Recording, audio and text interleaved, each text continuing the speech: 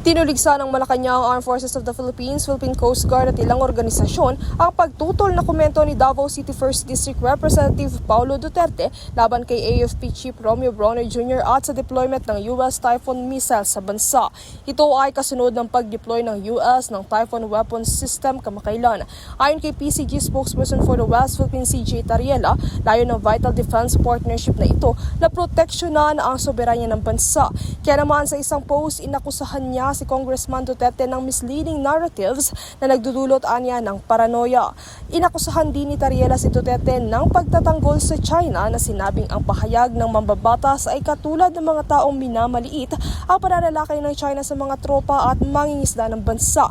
Bukod dito ay buo naman ang suporta ni Chairman Emeritus ng apat na makabayan at sibikong organisasyon na si Dr. Jose Antonio Goytia sa defense agencies ng bansa. Samantala, sa panig ni Duterte, kanyang binigyang diin sa isang hiwalay na pahayag na ang naunang statement ay hindi anya tungkol sa China. Anya ang pag-provoke kaysa umiwas sa military confrontation ay hindi magandang ideya, lalo na kung hindi kaya ng isang bansa.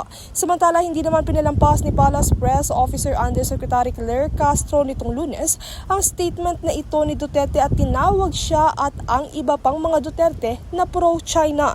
Ito ay makaraan ng isang media briefing sa 47th Association of Southeast Asian Nations Summit sa Kuala Lumpur, Malaysia.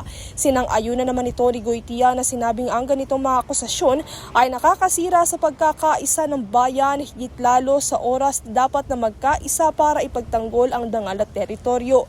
Dagdag pa niya na ang ganitong mga paratang ay layong pag-awayin ng mga Pilipino at pahinain ng bansa sapagkat hindi anya tapat na malasakit sa bayan ang basta pagbibintang sa kasundaluhan ng bansa. Bukod dito ay isa rin anya sa pinakamapanganib na sandata sa kasalukuyang panahon ay ang pagpapakalat ng disinformation. Kaya naman nananawagan si Goytia sa mga lider at mamamayan na maging responsable sa paggamit ng kanilang boses at iwasan ang mga salitang nagdudulot ng pagkakawatak-watak. Giit din niya na bagamat may kalayaan sa pananalita, ito'y bahagian niya ng demokrasya na nakabatay sa katotohanan at hindi sa galit. Princess Castro nag-uulat para sa Golden Nation Network.